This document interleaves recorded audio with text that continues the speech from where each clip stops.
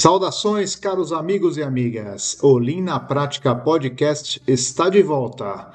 Gravado pela primeira vez aqui no Brasil, direto da cidade de Campinas, em São Paulo.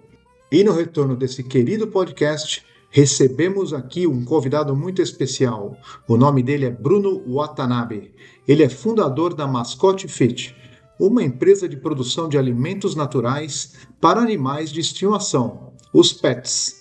Esse episódio não é só para os ouvintes que se interessam por Lean, mas também para aqueles que adoram os pets. O Bruno e toda a equipe da Mascote Fit adotaram o 2-Second Lean, ou Lean em 2 segundos, como sua principal filosofia de melhoria contínua. Nesse bate-papo descontraído e muito valioso, o Bruno trouxe muitas experiências e exemplos práticos de como a equipe da Mascote Fit tem construído uma forte cultura de melhoria contínua. Eles estão aprendendo na prática que Lean não é coisa só para empresas grandes, mas também para empresas menores. Então, sem mais delongas, vamos direto a esse bate-papo com o Bruno Watanabe. Olá, Bruno. Boa tarde. Seja bem-vindo ao Lean na Prática Podcast. Tudo bem? Tudo jóia, Luciano. Muito obrigado. Estou super feliz de estar aqui e animadaço aí com a nossa conversa que vai vir. Primeiramente, gostaria de te agradecer, Bruno, porque eu sei que você está com a agenda bastante lotada e agradeço duplamente pela sua disponibilidade em dividir as suas experiências com o Lean, tudo aquilo que você vai contar para a gente, compartilhar com a gente aqui. Boa, imagina. Eu estou aqui meio dividido, né? Tenho falado para todo mundo aí que os compromissos estão adiados por força maior. E a força maior chora a cada 2 horas. Então, minha menina nasceu aí, tô super feliz. Mas tá dormindo agora, então vamos gravar, né? Vamos falar um pouco sobre Lean. Maravilha, é um momento especial da sua vida, então parabéns para você, para sua esposa, para toda a família, pela chegada da neném. Muito obrigado. Bom, como de praxe, eu gostaria de iniciar o episódio pedindo para você ficar à vontade e fazer sua própria introdução. Quem é o Bruno Watanabe? Conta para o pessoal aí, Bruno. Boa, legal. Então, eu sou um jovem, nem não tão jovem mais, né? A gente É sempre jovem. costuma se chamar de jovem. Sou um jovem de 37 anos, brasileiro, curitibano, que teve aí um sangue empreendedor desde o começo, né? Sou filho de pais médicos, mas nunca me vi exercendo a profissão. Eu brinco assim que fui traumatizado porque eu nasci e eles eram muito jovens, então eu ficava muito tempo no hospital com eles e peguei raiva. Mas acabei crescendo assim no hospital e sem saber muito o que fazer, né? Não tinha muita ideia de qual seria o meu caminho profissional na vida. Até que eu li um livro do Ricardo Semler, chamado Virando a Própria Mesa. É um empreendedor aí das antigas aqui do Brasil, best-seller, inclusive no Japão. E esse livro me fez aquela mordida do bichinho do empreendedorismo, né? Falei, cara, quero abrir uma empresa, quero ter minhas próprias regras, quero criar meu pequeno microcosmos. Agora preciso descobrir no quê. E aí fui fazer faculdade, fiz administração de empresas na Federal do Paraná. Ao mesmo tempo acabei fazendo direito na PUC, aqui do Paraná. Então, estudava de manhã, estudava de noite e nas horas vagas fazia estágio. Então, era uma vida meio loucura, meio corrida.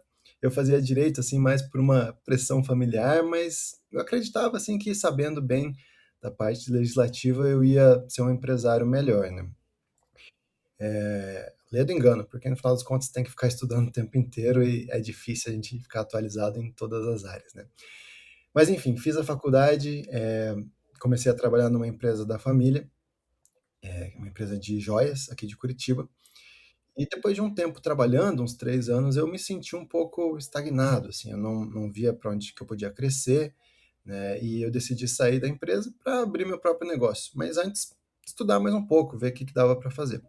Comecei a fazer uma pós-graduação em mercado financeiro e, assim, no primeiro semestre dessa pós-graduação, a minha tia, que era dona da joalheria, ela me fez uma proposta. Ela falou, putz, se você quer abrir um negócio teu, por que a gente não faz algo juntos, né?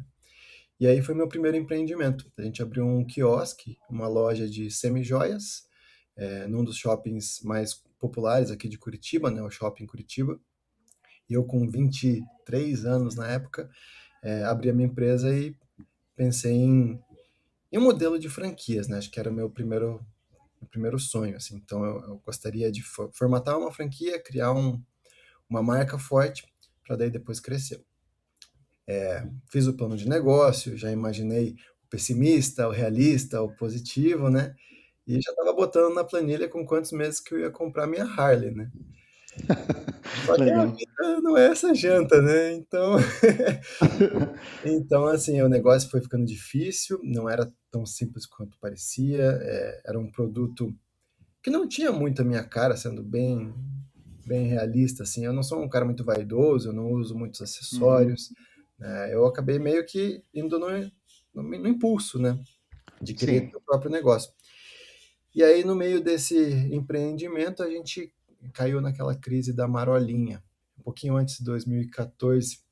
E Uhum. eu percebi, assim, alguns anos depois, que o meu produto era muito mal posicionado, né? Porque a Uhum. joia, ela tem um público classe A, né? Um público que tem um poder aquisitivo grande. A Uhum. bijuteria, todo mundo compra, né? Um presentinho para si mesmo. Mas a semi-joia é um item caro, né? Era um ticket aí na casa dos 300, R$ 400, só Uhum. que não tinha o mesmo glamour da joia e não tinha o mesmo giro da bijuteria. Então, assim, o meu negócio perdeu muito público e eu tive que tomar aquela dura decisão de fechar. Puxa. Uhum. Então, encerrei as operações, arranjei um emprego, uma startup de tecnologia aqui de Curitiba, que trabalhava com pesquisa eletrônica. E nessa época eu acabei tendo acesso assim à pesquisa de satisfação de várias redes de varejo, empresas do Brasil todo, redes grandes como Decathlon, Sodexo, CIA, Rede Madeiro. E eu trabalhava fazendo essa ponte entre a pesquisa de satisfação e o conhecimento que essas pesquisas geravam, né? Então foi um período de aprendizado muito bacana. Eu tinha um salário legal para a época, só que no final do mês todo o meu salário ia embora para pagar as contas da empresa que eu tinha fechado, né? As Uhum. dívidas que eu fiquei. Entendi. Então, eu morava numa casa com um terrenão grande, eu gostava de cachorro, e eu comecei a cuidar de cachorro como renda extra, né? E Certo. eu hospedava cachorro em casa. Tipo E um assim, bico, assim, vamos dizer. tipo um bico, né? Era o Airbnb dos cachorros, né? O Dog Hero. E aqui em Curitiba eu peguei essa onda bem no começo, então era um dos principais anfitriões, assim, da cidade, né? Já é visão, não é bem um bico, não. É uma coisa interessante que você enxergou aí. Eu acho que é o primeiro ponto, assim, que eu enxerguei que é legal é que eu sempre gostei de cachorro, né? Então acho que foi a primeira vez na vida que eu comecei a trabalhar com alguma coisa que eu gostava muito diretamente, assim, né? E foram 3 anos nessa tocada, trabalhando na empresa, cuidando de cachorro, e aos poucos, assim, alguns insights foram chegando, né? Eu via que os cachorros enjoavam da própria ração, eu via que eles queriam trocar de ração se chegava um cachorro com uma ração diferente, né? Às vezes chegava assim o Lulu da Pomerânia, né, com a ração mais cara do mercado, e eu tinha um vira-lata também hospedado lá em casa com a ração Reba. Eles queriam experimentar um ou do outro, né? Eu recebi Enjoados da própria ração. enjoados, né? É a mesma coisa todo dia, o mesmo sabor, né? E aos poucos, assim, os pontinhos foram se conectando, né? Eu recebi cachorros de um médico colombiano que deixou um monte de comida congelada para eu servir para os cachorros. E eu achei isso um absurdo. Falei, cara, que maluquice isso aí. Que Uhum. cara doido. Mas assim, na minha cabeça, cachorro tinha que comer ração, né? A minha vida inteira eu fui criado assim, cachorro tem que comer ração. E aí a gente teve aquela famosa manchete da Operação Carne Fraca, que dizia que a gente comia papelão na carne moída. Tinha algumas Uhum. carnes moídas que estavam com resquícios de papelão no meio. Isso aí me fez pensar, falou, pô, se a gente está comendo esse lixo, né, imagina o que, que vai na comida dos cachorros, na ração. Entendi. E aí fui pesquisar, não gostei nada, fui ver estatística, fiquei bem chocado, né? Cachorro mamífero com maior incidência de câncer do planeta, né? Um a cada dois tem algum tipo de câncer durante a sua vida. E aí acabei correlacionando isso diretamente com a alimentação, né? E a alternativa que eu encontrei foi alimentação natural. Mais ou menos a mesma coisa que aquele meu cliente dos cachorros com a comida congelada fazia, né? Certo. Então, pesquisei sobre isso, comecei a fazer um curso, fiz para o meu cachorro na época, e eu vi esse cachorro mudar do dia para a noite, né? Eu falo que esse era o meu ex-cachorro, porque ele era o cachorro da minha ex-namorada, então acabou ficando com ela. Mas esse cachorro foi assim a nossa prova, né? Como a comida de verdade para um cachorro feita da forma correta podia mudar a realidade dele. Ele passou a comer na hora. Antes ele comia só quando estava morrendo de fome, deixava a ração sobrando, né?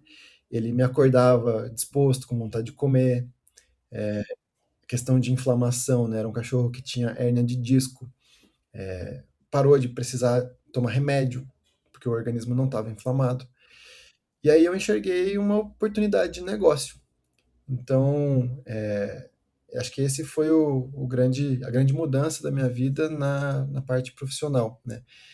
Eu entendi que servir comida de verdade para cachorros era um negócio interessante, com um propósito que eu acredito muito, muito até hoje, né, que é dar mais saúde, mais longevidade.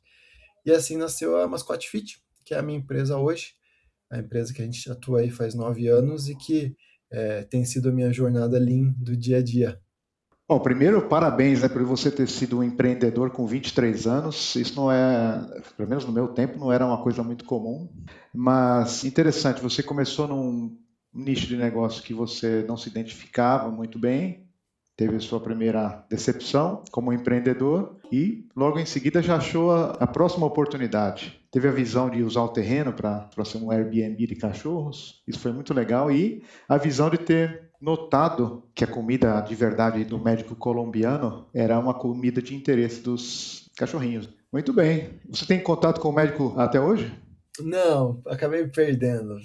Amava os cachorros dele, eram três daqueles Bull Terrier, sabe? Cachorro com uma cara de mal, mas eram uns anjos, assim, divertidíssimo. E acabei perdendo contato com ele durante os anos. Que pena. Antes de a gente entrar na parte do linho, eu queria saber um pouco sobre qual é a diferença entre a comida natural e a ração. Ah, boa. Primeiro, o que é, né, alimentação natural, comida natural para cães, né? Tem muita gente que acha que é restos, né? Ah, eu pego, na época da minha avó, o cachorro comia polenta e vivia 1 milhão de anos, né? A alimentação natural, hoje em dia, ela é uma evolução disso, né? Uhum. A gente parte, assim, de alguns princípios científicos, de tabela nutricional, de todos os estudos feitos por nutrólogos, que até pega uma carona, inclusive, com a ração, né?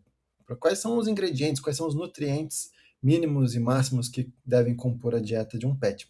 A diferença está nos ingredientes, né? Então a gente usa proteínas de alta qualidade. Para você ter uma ideia, assim, nos nossos cardápios tem peito de frango, de marcas iguaizinhas às que a gente consome como humanos, vai tilápia, vai carne bovina, né? Usamos também alguns carboidratos, como batata doce, arroz integral e legumes, né? Cenouras, chuchu, abobrinha, uma variedade bem grande de ingredientes que são adequados para cachorros. Nem todos os ingredientes são. Segundo ponto, balanceamento, né? Aquela questão da tabela nutricional que eu falei. Esses ingredientes têm que ter uma proporção correta para que eles sejam absorvidos, para que eles cumpram a necessidade que o cachorro tem nutricional. Então, Uhum. tem uma quantidade de carne que é necessária, de vísceras, né? Ah, cachorro pode ser vegetariano? Não é algo que eu recomendo, assim, não é a linha que eu gosto, né? Mas, enfim, a gente tem todo um estudo feito por uma veterinária nutróloga, né? Uma veterinária especialista nessa parte de formulação de cardápios, Uhum. e suplementado para atender cada cachorro. Então, isso hoje é alimentação natural, né? É uma receita que parece muito comida para humanos, né? Que são os mesmos ingredientes, mas formulada à risca para atender às necessidades nutricionais dos cães. A ração, por outro lado, ela usa os mesmos, ela atende a mesma tabela nutricional também. Qual que é a diferença, né? Ela usa processos mais agressivos na parte de extrusão, né, na parte de descontaminação. Então, todos os alimentos que compõem a ração, eles acabam passando por altas temperaturas até chegar naquele formato que a gente conhece. É um ingrediente desidratado, né? É um produto, perdão, desidratado, que fica em prateleira por muito tempo. Então, para que ele fique estável, é adicionado conservante, e para que ele fique chamativo, muitas vezes adiciona-se corantes e algumas outras coisas. Então, nem tudo que está na ração é para o cachorro, às vezes é para o dono, para ver que é bonitinho, né? Uma corzinha ali para parecer saudável, a foto de um salmão ali na ração, só que você vai ver a quantidade de salmão que tem é muito pequena, né. Tabela nutricional também, então ela pode ser completa, mas tem várias formas de você ter uma tabela mais rica e menos rica. Um exemplo que eu dou bastante, assim, jogando a sardinha para o meu lado, né, é que a gente usa carboidratos e vegetais que têm um teor de umidade muito boa, né, então o cachorro ele absorve bastante água, acaba bebendo menos água até, mas tem fibras, né, e tem carboidratos mais ricos. Enquanto que a ração, quase sempre os principais ingredientes que você vai encontrar são ingredientes com carboidratos pobres. O que eu quero dizer, né? É milho, é trigo, são ingredientes que na hora que o cachorro ingere, eles viram gordura muito fácil, inflamação muito fácil, né? Então, esse é o ponto principal da diferença dos cardápios. Entendi. Qual o tamanho da sua empresa? Quanto você está produzindo? Só para a gente ter uma ideia, assim, para os ouvintes se situarem. Hoje a minha empresa é uma empresa pequena, né? A gente faz mais ou menos umas 6, 7 toneladas de comida por mês. Empresa com 15 funcionários e hoje a nossa fábrica ela fica mais ou menos uns 400 metros quadrados. Já foi maior, já tivemos aí 1.000 metros quadrados de fábrica e o Lean foi um dos motivos até para a gente ter reduzido. Como é que você chegou ao Lean, particularmente ao Lean em 2 segundos? Essa abordagem um pouco diferente que nós já falamos aqui no podcast. Boa. Acho que assim, a forma como eu cheguei me deu até um pouco de raiva, assim, sabe, Luciano? Porque a gente aprende na faculdade sobre Toyota, sobre o método Toyota de produção, sobre Kaizen, sobre 5S, só que a gente não aprende, cara. Então, assim, a vida inteira eu soube o que era, Certo. só que eu imaginava que era para empresas gigantes. Eu não conseguia ver isso aplicado na minha realidade, né? Numa empresa de pequeno porte, assim. E eu conheci o Two Second Lean, né? O Lean de 2 segundos, que nem o Ryan conheceu, né? O Ryan Tierney. Conheci pelo YouTube, o bendito YouTube. Então eu Legal. não sei como, que anjo da guarda que me abençoou com o vídeo do tour de fábrica da Seating Matters. E daí, depois disso, é um buraco negro, né? Que você começa a ver vídeo atrás de vídeo e não acaba nunca.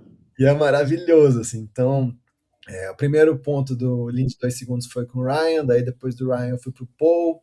Paul Akers, generosíssimo, tem todos os conteúdos dele de graça no site, então fui devorando livro e vendo vídeo. E aí você migra um pouco pro Norman O'Hara, lá na China, fazendo um trabalho Fantástico. incrível. E aí tem os caras mais da alimentação, tem o vídeo da Tennessee Cheesecake. Então, esse foi a minha introdução, assim, ao Lean de 2 segundos. Quando eu vi, né, o que o Ryan fez numa fábrica de 60 funcionários, eu falei, cara, se ele faz isso numa fábrica de 60, é possível eu fazer numa fábrica de 20, de 15. Exato. O Lean de 2 segundos, ele tem uma coisa que ele é muito gostoso, né? Ele é muito legal, assim, de você ver as coisas. Tipo, hoje meu dia foi um lixo, mas eu fiz uma melhoria de 2 segundos. Então, no dia seguinte você vai ver e tipo, já tá melhor. Então É, foi esse o caminho que eu cheguei, assim, né? E depois acabei consumindo muito podcast, os livros do Ryan, o livro do Ryan também, do Tom Hughes. sim. Cada um, assim, aprende um pouquinho. Bom, você já entrou em contato com o Ryan para falar, eu sou um seguidor seu e eu estou nesse caminho também? Já, eu falei com ele uma vez no WhatsApp, mandei um vídeo da nossa fábrica para ele, um pequeno tour. Ele até falou que o vídeo que eu mandei para ele, eles usaram no morning meeting deles. Que legal. E essa é uma das outras coisas assim que, nossa, me deixa muito animado de vir falar contigo, assim, sabe? Porque as pessoas nessa comunidade que parece ser uma bolha, né, cara? Tipo, É, elas são muito generosas, mas muito generosas. Porque o que a gente enxerga assim mais comum no Brasil é o contrário. É tipo, se eu tenho uma vantagem competitiva no meu negócio, eu escondo, né, tranco no meu cofre, não vou falar nunca e, tipo, às vezes até empresas de segmentos totalmente diferentes é, não recebem para fazer um tour, para trocar uma ideia, né? E aí você pega um cara lá da Irlanda do Norte compartilhando um negócio que você consegue aplicar aqui no Brasil, putz, eu acho incrível, cara, eu acho isso incrível.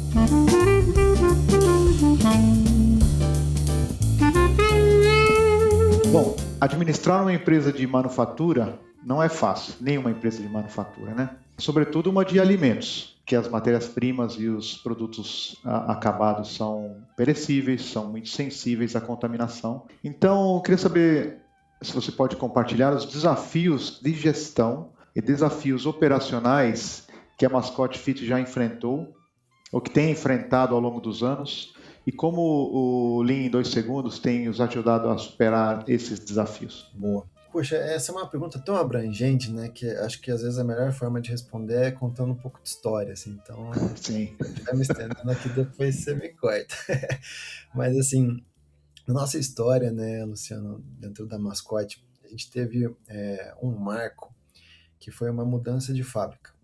Então, a gente teve uma proposta, né, uma etapa de investimento, onde entraram sócios e Uhum. nesse investimento tinha uma proposta bem interessante de fazer propaganda, de divulgação. Então a Sim. gente esperava um crescimento muito grande da nossa demanda e junto com essa rodada de investimento esperava-se da gente, né, da empresa, um crescimento de estrutura. Né? Do momento que a gente tinha uma pequena cozinha lá, com uma fábrica de 200 metros quadrados, que a gente foi para aquela de 1.000 que eu falei. E assim, acho que esse foi o primeiro ponto que eu comecei a pesquisar sobre o Lean, porque a nossa fábrica rodava, né, a gente tinha desafios de empresas pequenas, mas rodava, funcionava direitinho.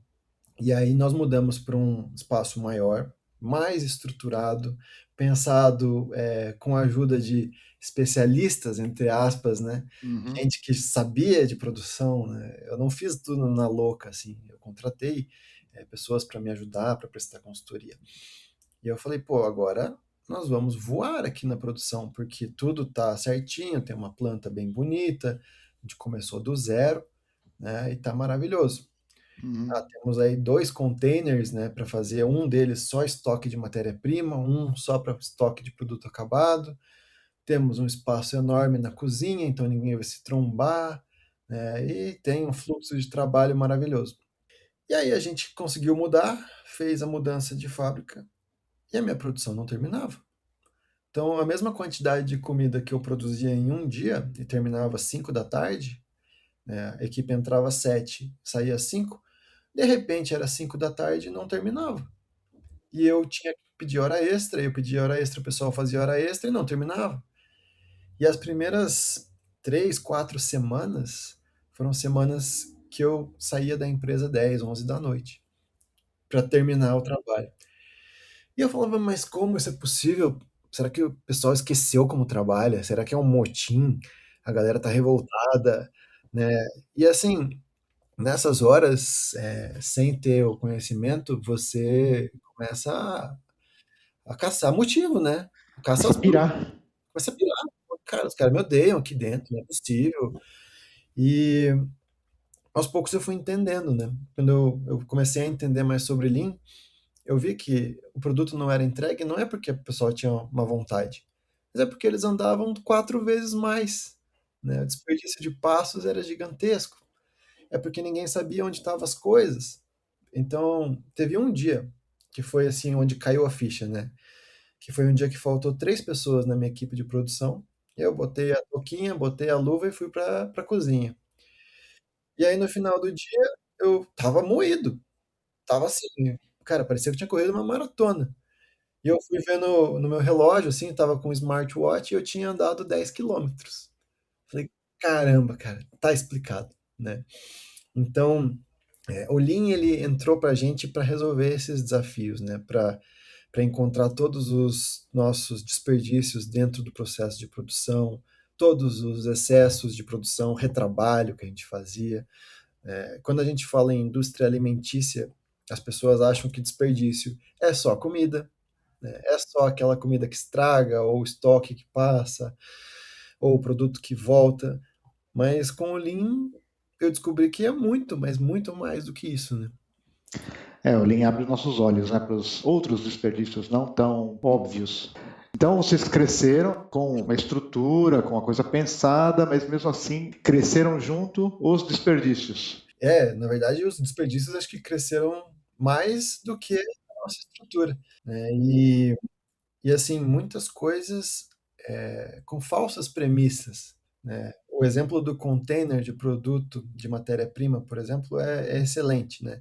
Estoque é desperdício, a gente aprende isso, estoque é desperdício. E qual que foi a premissa para comprar o container?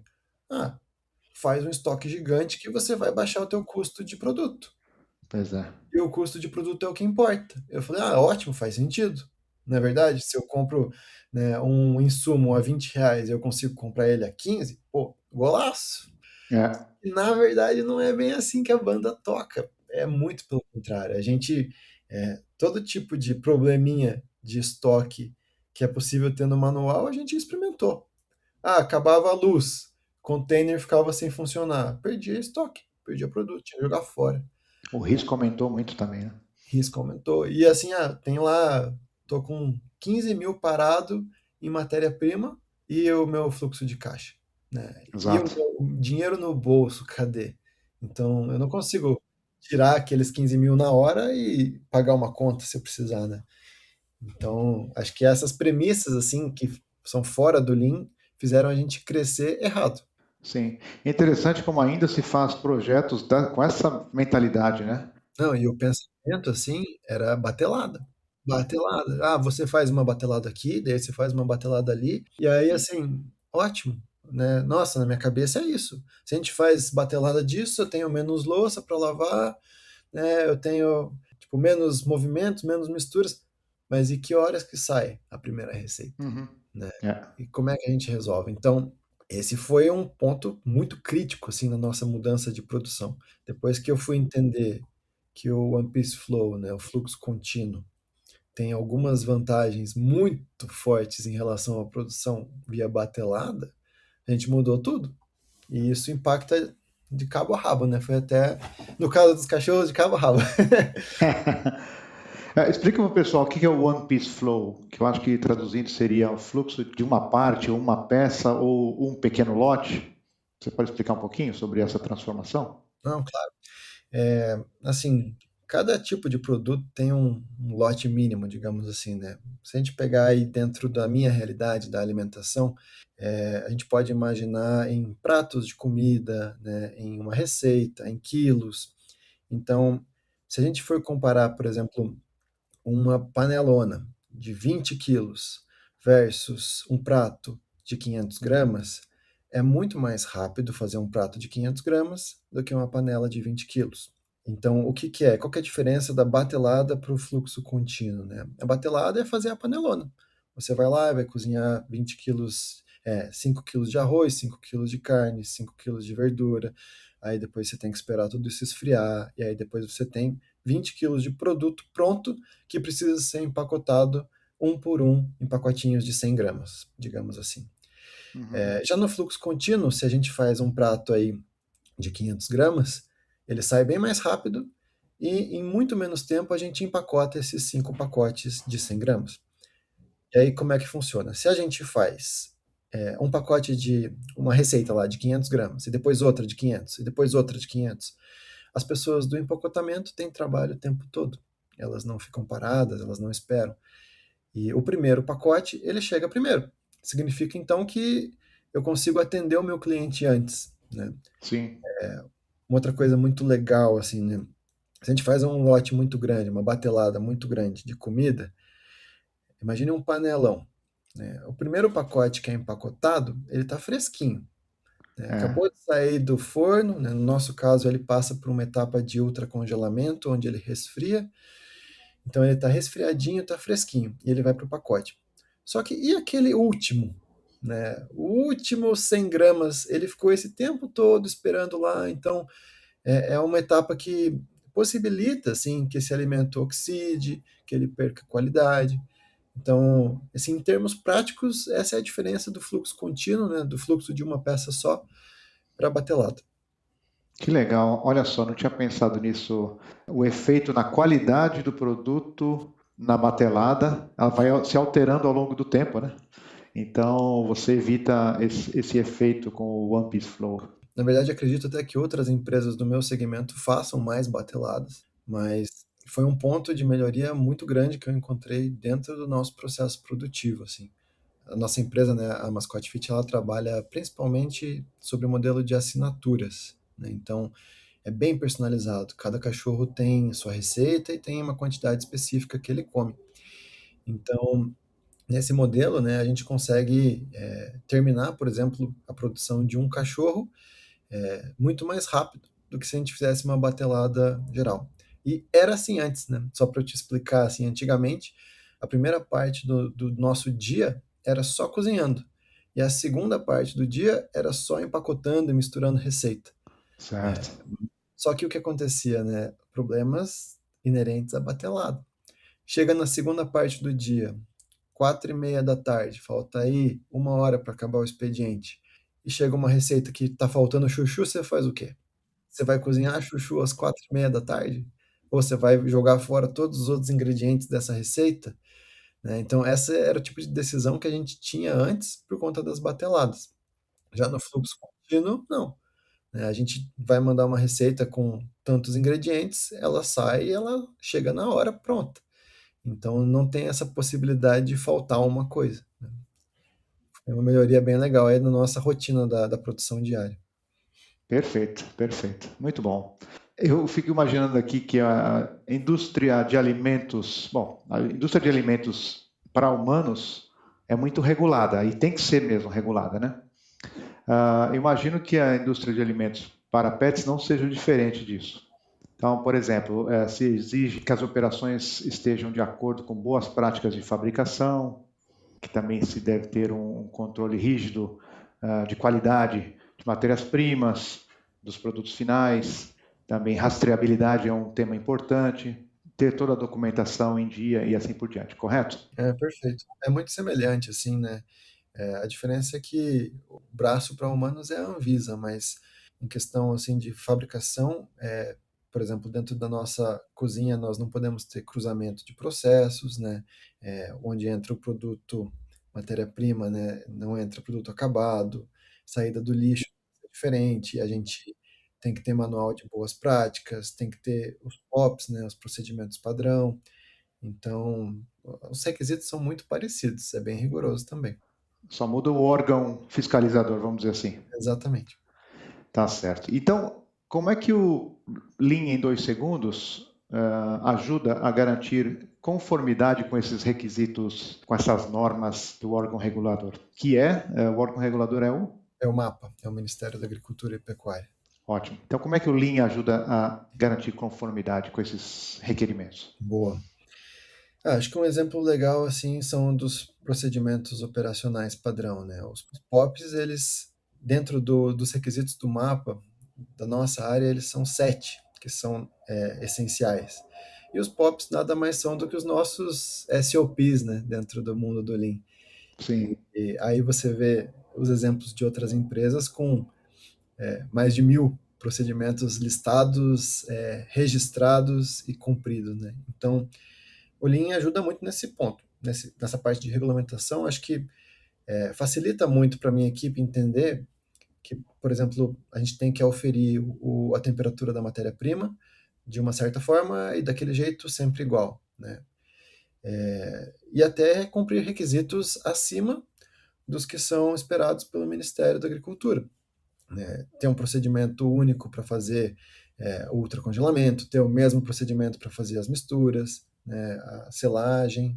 Então, assim, eu acho que essa padronização que o Lean traz ajuda até a exceder expectativas dentro do que os órgãos regulamentadores pedem. Assim. Que legal. Isso que eu estava imaginando mesmo, né? A padronização e a redução de variações que o Lean ajuda a entregar.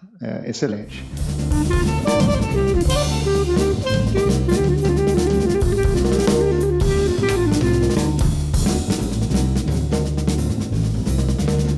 nós conversamos, acho que foi em março, você falou muito do foco em clientes da Mascote Fit. Os clientes são os tutores ou são os bichinhos? Olha, os dois, né? Os dois. A gente não consegue falar dos pets sem falar dos pais de pet, né? Com certeza. Mas a missão é muito bonita, muito importante. A gente vê o amor que você tem por essa missão. Com certeza. Então, qual é o papel do Lean em 2 segundos para gerar e entregar o valor para os seus clientes? Sejam eles os tutores, os pais e mães, sejam eles os bichinhos. Legal. Eu sempre, antes até de responder, né, uma das coisas que é uma peculiaridade aí do nosso processo seletivo, né, que a primeira pergunta que eu faço para qualquer candidato é se gosta de bicho, né? Os nossos clientes, eles tratam o cachorro que nem filho, e é assim que eu acho que tem que ser mesmo, né? Eu sei que tem Legal. extremos, né, em todos os lados. Os meus cachorros, por exemplo, não dormem na minha cama. Tem alguns clientes que dormem o cachorro na cama junto com ele, tá tudo bem, Sim. né? Mas assim, acho que nós enxergamos os cães com um papel fundamental dentro da família, né? E onde é que o Lean ajudou a gente a trazer um cliente mais satisfeito, né? Então, eu coloco assim, dentro da nossa estrutura na empresa, tem aquela plaquinha do acordo tripartite, né? Onde a empresa ganha de um lado, a equipe ganha do outro e os clientes ganham do outro. Isso tem que estar sempre equilibrado, né? E assim, o que o Lean já ajudou a gente, sendo bem prático. Vou pegar um exemplo recente, assim, um dos nossos processos na embalagem era colocar uma ficha dentro de um saquinho, daqueles sacos de nota fiscal, e esse saco vai colado dentro de uma caixa de papelão, né? Então, era feito dessa forma porque sempre foi feito assim. Uhum. E aí o que acontece? Era feio, né? Ficava muito fácil de descolar, então se chove, molha. E aí, recentemente, nossa equipe deu uma sugestão de melhoria.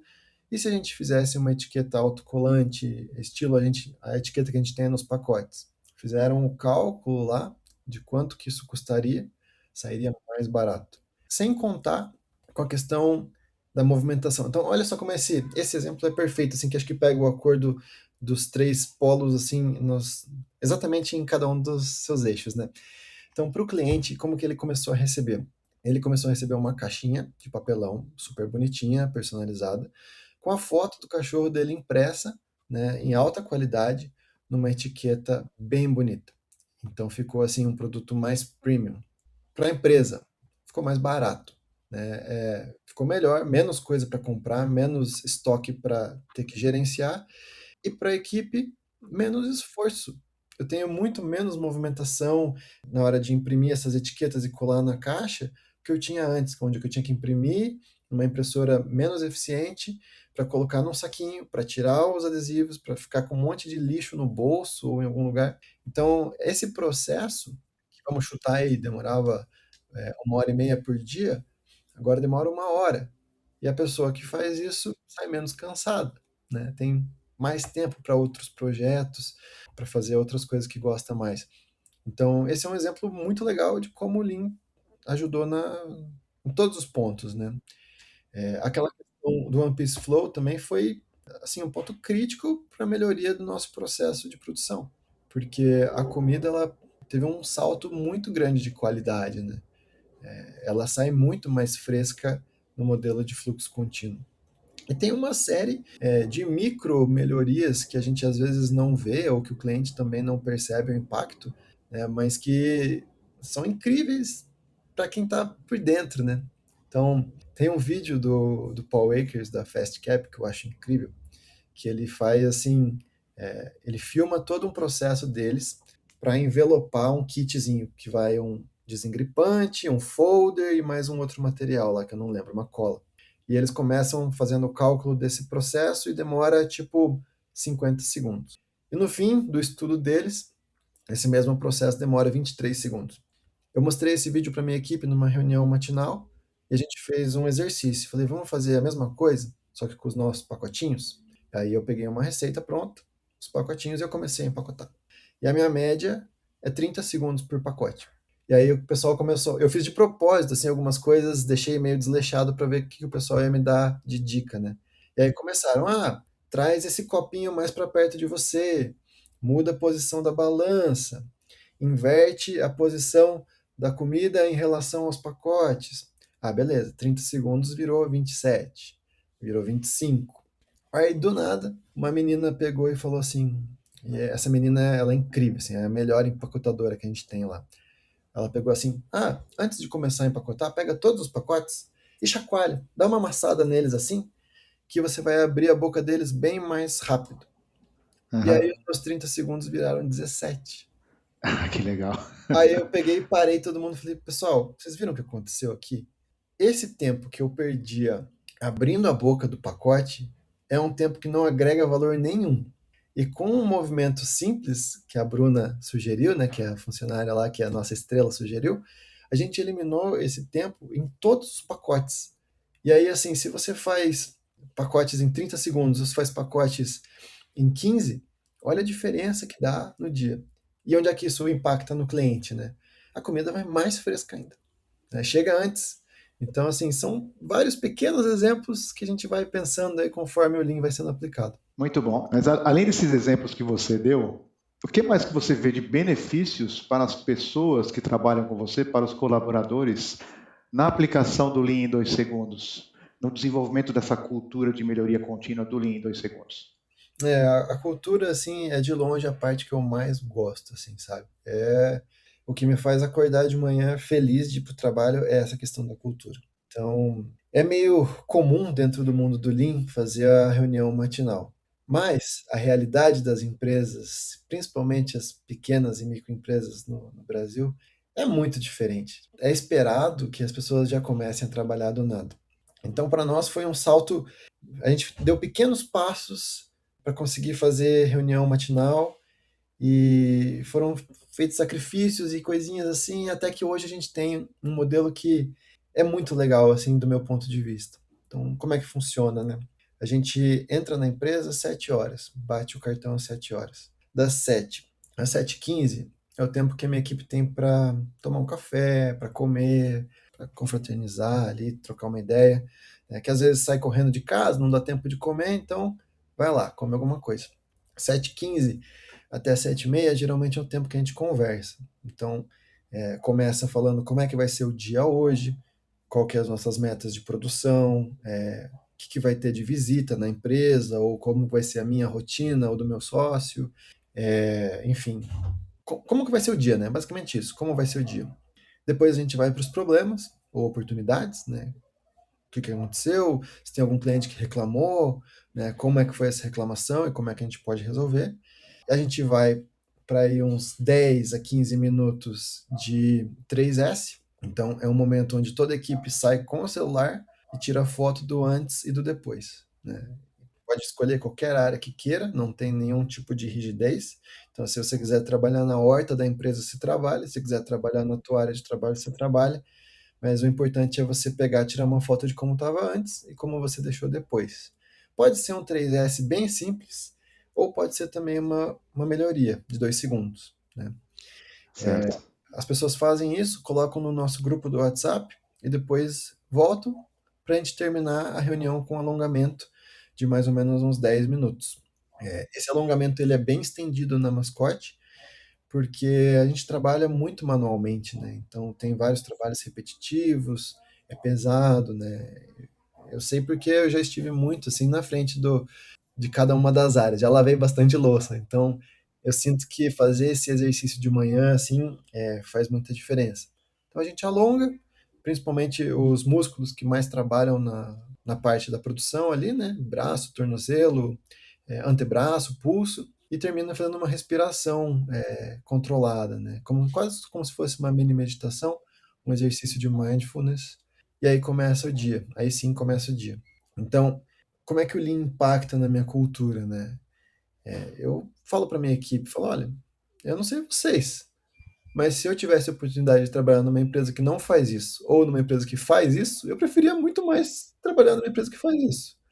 Ser É, pago para alongar é bom, né? Ser é. pago para tomar café é bom, para dar ideias, pô, eu acho incrível. Porque fazer a mesma coisa todo dia é muito desmotivante, né? Agora, resolver problemas é algo que acaba sendo um jogo meio viciante. Então essa é a nossa rotina, assim, a gente aproveita esse tempo para falar sobre Lean, para explicar sobre os desperdícios, faz parte de quase que um treinamento contínuo.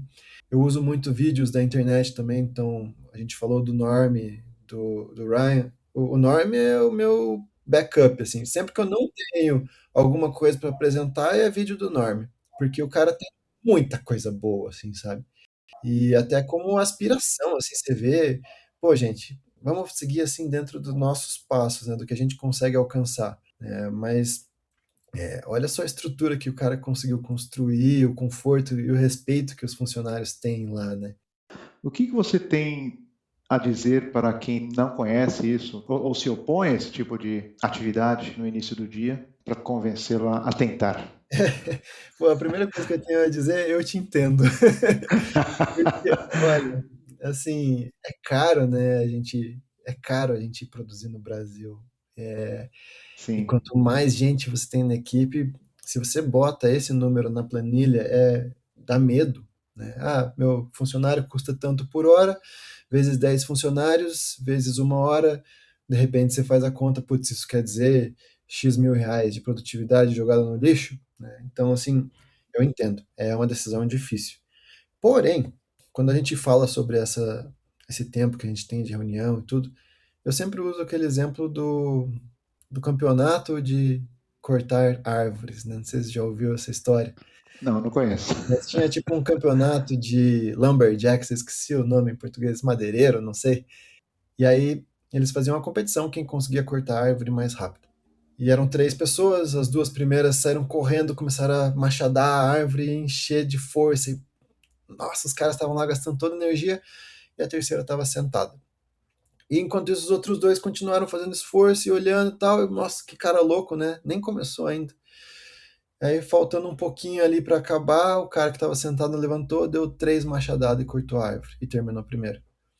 Ah, mas pô, como é que você conseguiu? É que eu estava afiando meu machado.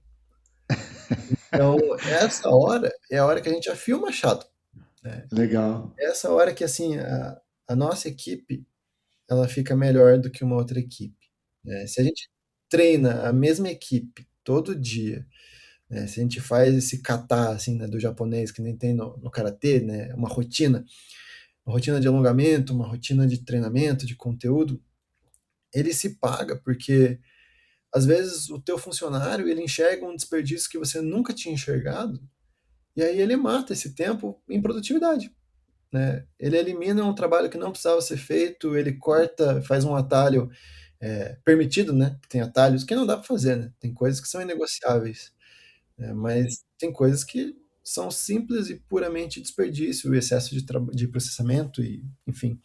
E essas coisas você só consegue enxergar, a tua equipe só consegue enxergar se você compra o óculos para eles, que é esse tempo dedicado aí em treinamento e em conversa. E ainda aproveitando assim esse gancho, Luciano, para falar de cultura, né? O Lean, se for resumir em uma palavra, é a cultura do respeito, né? Eu acho que Hum, todos os caminhos que a gente olha, ele sempre acaba mirando no respeito no final. Ele vai sempre para o mesmo ponto. E aí esse tempo de manhã com a equipe, ele permite umas coisas que são muito legais, né? Ele permite diminuir barreiras. Então, o que eu quero dizer com isso assim? Tem dias que o meu tempo de 3S eu uso limpando o banheiro.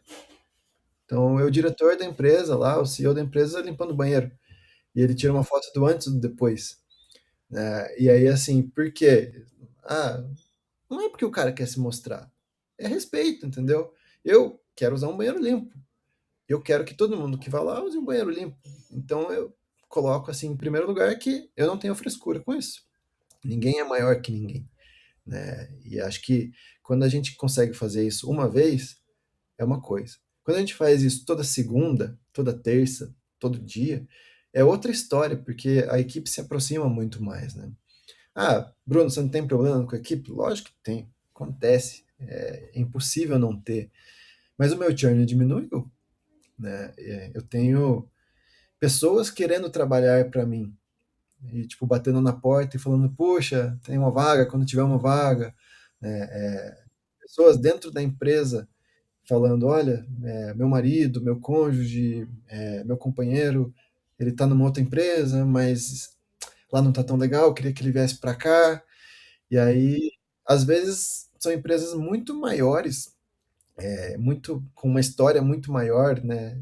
Mais tempo de vida, mais estruturada, com muito mais dinheiro que a gente, mas as pessoas preferem trabalhar para nós. Então, esse é o outro ponto positivo desse investimento, né? Você cria uma cultura onde as pessoas realmente pertencem, elas entendem que fazem diferença mesmo.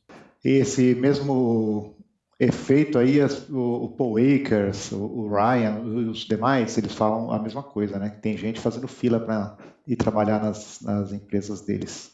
Muito bem, e por falar em respeito, nós já falamos que o Lean anda lado a lado com a qualidade, ajuda muito na qualidade, e eu vi que vocês também adotaram ações na Mascot Fit para redução de impactos ambientais, que é uma forma, acho que é a forma mais bonita de respeito que a gente possa ter com a humanidade, né? Que é cuidar do meio ambiente, ou pelo menos tentar reduzir a nossa pegada.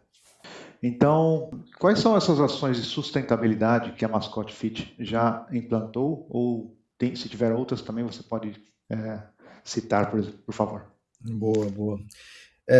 Sustentabilidade, assim, desde o dia que a gente fundou a empresa, a gente definiu como se fosse um dos valores da companhia, né? E eu particularmente gosto muito do assunto, sempre fui uma pessoa que é apaixonada por isso e gostaria de ter menos impacto possível, né, dentro das minhas atividades. E a gente até criou um slogan na época, né, que era quatro patas, mas sem pegadas, né, em alusão ao termo da footprints, né, que a gente deixa. Isso. E a realidade, assim, é que é difícil, né? Quando você toca um negócio é muito difícil, porque é muita embalagem que chega, a gente vê os desperdícios, enfim, a nossa empresa ela é uma cozinha industrial, então a gente não tem muito impacto, por exemplo, com emissão de gases, não tem produtos químicos que trabalham, só que a gente tem os impactos de qualquer negócio, né?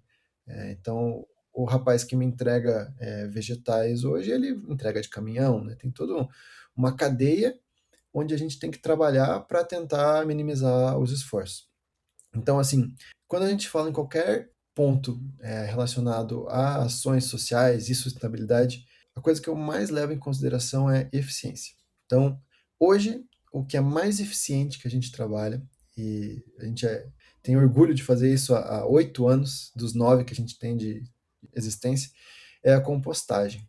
Então, nós contratamos uma empresa que é uma empresa aqui de Curitiba sensacional, chamada Composta Mais, que os caras coletam todos os resíduos orgânicos da nossa empresa e eles transformam isso em adubo usando um método de compostagem diferente daquele que a gente conhece em casa, das minhocas, né? Eles usam fungos e bactérias. E qual que é o impacto que isso causa? Dentro da nossa cadeia produtiva, o lixo orgânico, né? Então sobras de alimentos, carne, gordura, isso tudo, se ele vai para um aterro comum, ele cria muito gás metano, que é um gás, assim, em termos de impacto, que é muito perigoso, né? Ele é um dos piores, assim, poluentes. O efeito estufa tem um papel muito importante no efeito estufa, né? Sim. E nesse processo de compostagem, a gente elimina essa produção de metano. Então, os alimentos eles passam por um processo lá, viram adubo, acabam tendo um outro destino depois, né? Vão para a produção de volta. E aí a gente impacta uma série de outras pessoas, outras empresas. Eu acho que assim, dentro do que a gente conseguiu fazer até hoje, isso foi de longe o que mais trouxe impacto. A gente já fez alguns estudos uma época com luva biodegradável, com coleta de água da chuva, com outras ações, ações assim, de criação de produtos, né, focados mais a causas sociais, mas eu sempre senti que o impacto disso era muito pequeno ou às vezes até irrelevante, sabe? Enquanto que o da compostagem, ele sempre foi eficiente com laudos e com uma série de materiais fundamentando, né, a, o impacto que eles causam. Então, acho que isso é uma das coisas que eu gosto mais dentro desse tema. Muito bom. Chama-se Composta Mais, certo? Composta mais. Legal, muito bom. É isso aí. Bom, estamos chegando ao final, mas eu queria te perguntar uma coisa. O que que você tem de planos para o futuro com relação à aplicação do Two Second Lean? Tem alguma coisa que ainda você precisa trabalhar para colocar em prática? Ah, muita coisa. Eu sinto que a gente ainda está engatinhando, assim, sabe?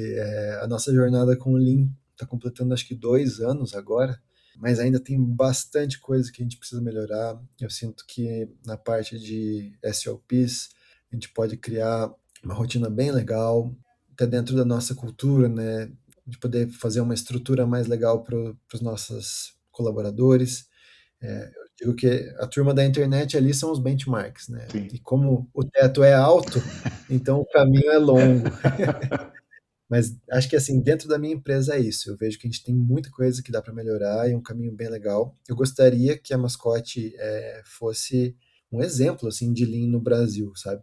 A gente hoje não vê mais assim, não sonha mais que a empresa seja a maior do Brasil, mas eu sonho que ela seja a melhor. E aí o Lean é o backbone por trás disso, né? A nossa estrutura. E fora da mascote, eu acho que enxergo assim quase como um projeto pessoal, tentar divulgar, aumentar o alcance para que outras pessoas e outros negócios também possam se beneficiar, né? Eu vejo que, não sei, eu sinto pelo Japão, assim, né? Se a gente tivesse essa cultura nas empresas, o quanto que o país ia crescer, independente de política, independente de outras coisas. Isso está dentro do nosso controle, né? É doído tirar 1 hora do dia para fazer reunião? É doído, mas está dentro do nosso controle. E se isso faz uma empresa melhor, faz uma equipe melhor, se isso pode ser replicado em outros lugares, eu sinto que vale a pena. E vocês chegarão lá, tá? Estão no caminho certo. Ah, eu tenho uma pergunta para você que me ocorreu em uma discussão que eu tive essa semana. Se empresas pequenas devem ou não ter indicadores expostos para todo o pessoal saber, né? Como é que vocês lidam com esse tema? Eu sou a favor. Acho que assim, não só indicadores, mas a verdade é nua e crua, assim. Nós temos uma rotina, por exemplo, de reclamações. Se tem qualquer reclamação na empresa, todo mundo recebe. O texto escrito pelo cliente, o que aconteceu, para que a gente possa discutir como adultos, Legal. né? Não é ninguém apontando o dedo para ninguém. Eu sempre digo que a culpa é minha. Não tem problema, a culpa é minha. Se faltou alguém no dia e esqueceram de produzir alguma coisa, a culpa é minha. Eu que tinha que ter alguém substituindo. Então, a ideia é sempre atacar o problema, né, e não atacar as pessoas. Então, assim, primeiro isso, reclamações, feedbacks de clientes, tanto positivos quanto negativos. E aí vamos falar de indicadores, também acho importante. NPS é um indicador que eu adoro, que eu sempre defendi nos meus tempos de pesquisa, e que eu acredito que ainda hoje em dia, nessa época de IA, de marketing digital, de redes sociais, eu acho que a recomendação ela só mudou de envelope, porque o impacto que ela tem é o mesmo, sabe? Uhum. Eu sinto assim que a gente recebe muitos clientes por recomendação. Então, o NPS é um indicador que tem que estar lá. E para quem nunca ouviu falar, né, NPS, só sendo um pouco didático aqui também, é o Net Promoter Score. Basicamente é uma pergunta onde a gente quer saber do cliente qual que é a probabilidade dele recomendar o negócio, sendo 0 nada provável e 10 muito provável. Essa metodologia ela faz categorias, então o cliente que responde nota 9 ou nota 10, ele é um promotor. Uhum. Ele é o cara que fala abertamente do seu negócio, que ele recomenda o seu negócio para as outras pessoas, que nem eu fiz com a Composta Mais aqui, sou um promotor. O cara que responde 7 ou 8 é o cara que continua comprando de você, que ele é um cliente neutro, mas que na hora de falar de você no podcast, ele vai falar, tem uma empresa que faz não sei o quê. Ele não fala teu nome, ele não te recomenda, entendeu? E para baixo de 6 é detratores. São clientes que efetivamente vão falar mal de você. Uhum. O NPS, as pessoas acham às vezes que é um percentual, mas ele é um score, ele é um número, né? Então a gente pega o percentual dos promotores menos o percentual dos detratores, para chegar num score que vai aí de menos 100 a mais 100. E quanto mais alto, obviamente, melhor. Eu vi nos meus tempos de Solves, lá da empresa que eu trabalhava com pesquisa eletrônica, o quanto ter um NPS alto faz diferença no resultado operacional da empresa. Então, bom, vale a pena. Questão de outros números, outros indicadores de lucratividade, enfim, DRE, dados financeiros, eu acho que daí vai um pouco de cada um, de cada negócio. Eu sempre falo para minha equipe em números mais gerais, né? como que a gente estava mês passado, como que o resultado cresceu, quantos clientes novos a gente teve, quantos clientes perdeu, se o barco está indo para um lado bom ou está indo para um lado ruim. Independente do cenário, essa transparência, para mim, é importante, porque está todo mundo no mesmo barco. Se amanhã eu morrer, a minha empresa continua. Então, assim, a empresa é minha? A empresa é de quem trabalha lá, né? E é nessa linha, assim, que eu acredito, que eu gosto de gerenciar a minha empresa em relação à transparência dos indicadores. Excelente, isso que eu queria ouvir. Isso que eu imaginei que seria a sua resposta mesmo. Muito bom. Bruno, muito legal o bate-papo com você. Eu vou deixar o seu contato na descrição do episódio, se não tiver problema. Eu tenho certeza que os ouvintes vão ficar muito felizes com aquilo que você compartilhou, como é que você gera a sua empresa, como é que você desenvolve o seu pessoal, com o objetivo de fornecer o melhor produto para os seus clientes, tanto os tutores quanto os pets. Então, eu te agradeço muito por ter compartilhado tanta experiência prática do uso do Lean para atingir esses objetivos. Foi muito legal, Lúcio. Obrigadão mesmo. Pessoal que está ouvindo aí, sinta-se à vontade para me acionar ali no LinkedIn, no WhatsApp também. Vamos trocar as informações. Acho que sempre que a gente consegue divulgar um pouquinho o Lean e passar o caminho das pedras, ajuda. Eu sinto que sem a ajuda desses caras que a gente comentou aí, a minha empresa seria outra hoje. Então, eu sinto que falta um pouco disso aqui no Brasil. Parabéns aí, Luciano, por estar fazendo esse trabalho, né, e contem comigo aí para ajudar no que for preciso. Beleza, muito obrigado, tudo de bom, um abração, até a próxima. Valeu, Luciano, até a próxima. Tchau, tchau. Tchau, tchau. Bom, caros ouvintes, é isso aí. Vocês escutaram o depoimento do Bruno e puderam perceber como ele está feliz e empolgado com a adoção do 2-Second Lean, ou Lean em 2 segundos, e como isso tem beneficiado as 3 partes importantes do negócio: os clientes, os colaboradores e o próprio crescimento e continuidade da empresa. Se você curtiu esse conteúdo, compartilhe com seus amigos e amigas e participe. Mande seus comentários, perguntas ou sugestões através do Spotify, do e-mail ou do WhatsApp. Esse episódio do Lean na Prática Podcast fica por aqui e nos encontraremos nos próximos episódios. Para todos vocês, um grande abraço e até mais!